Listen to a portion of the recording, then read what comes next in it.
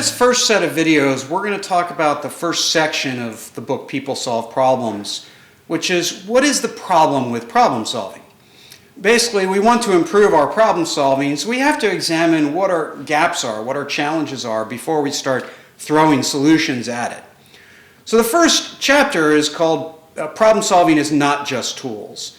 Now, we'll talk about tools a bit, and we'll cover about why they're still valuable, but problem solving is really about people.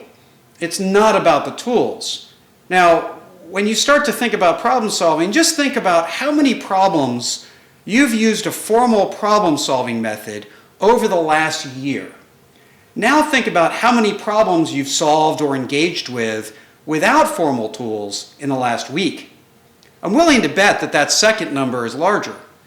The fact is that no matter how structured and formal and effective our formal methods are, we're actually solving problems all the time without using those formal methods.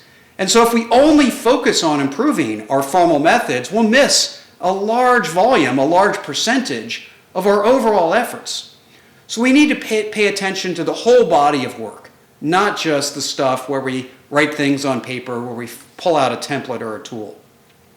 Now, there are some things that the tools can actually get in the way of good problem solving. The first is what I call malicious compliance.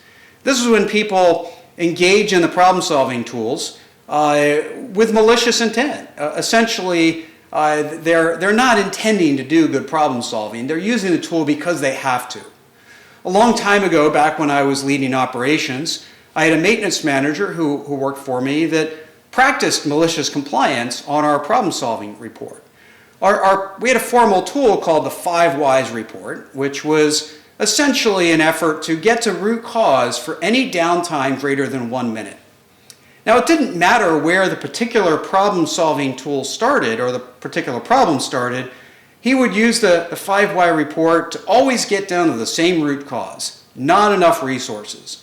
It was his way of sending a message about what he really wanted to happen differently. But the key is that he didn't engage in problem-solving as a learning tool or as an approach to find true root cause or to actually make a change. He practiced malicious compliance. He filled out the report because he had to. And so this is one of the first things that happen with formal problem-solving tools is we get malicious compliance. People not using the tools for their intended purpose. The other thing that happens is that we can take the thinking out of problem-solving. We get unthinking problem-solving. Problem-solving is a thinking process. It's a learning process. We should own how we go about that in our own head. And when we sort of sacrifice or turn over the ownership to the tool itself and let the tool lead us, we are no longer thinking our way through it.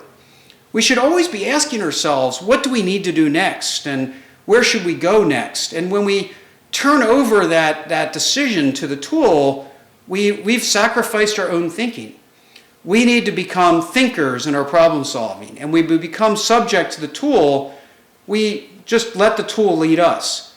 There's so many times that I've watched a team go through problem solving, then they might get to a section on a tool that says, what's the current state? What's the root cause? And what they do is they just start to fill out everything they already know. They aren't actually thinking their way through it. They're just regurgitating stuff that they know to get through that form, to put some stuff down, because that's what the form asked for. Instead of asking themselves, what do we really need to learn and understand? And then they are thinking their way through the problem.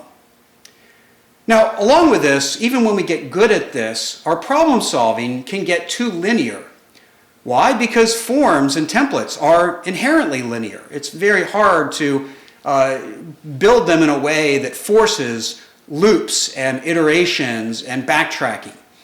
But that's what good problem solving is. Most good problem solving does not go from step A to step Z in a straight line. It doesn't happen in a linear fashion. We learn, we backtrack, we test, we fail, we take steps back and steps forward. And so we want problem solving to be a loopy, iterative learning process, not a linear A to Z process.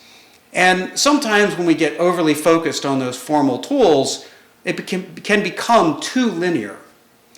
Now, as I've said many times over the years, that when you get a good culture, that the informal, the voluntary efforts to practice good continuous improvement outweigh in volume the required and formal practices.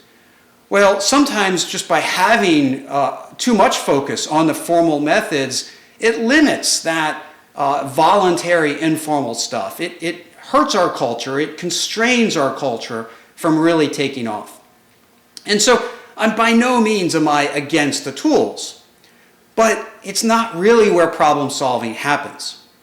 So when I say the words problem solving in your organization, if your minds immediately go to the tools, then you probably have some opportunities to improve, some opportunities to go beyond that. Where your brain should go when I say problem solving is to people, because people solve problems. They are the centerpiece, not the tools of our problem solving efforts. And if your problem solving culture and capabilities and momentum is not centered on the people in your organization, then you absolutely have some opportunities to improve.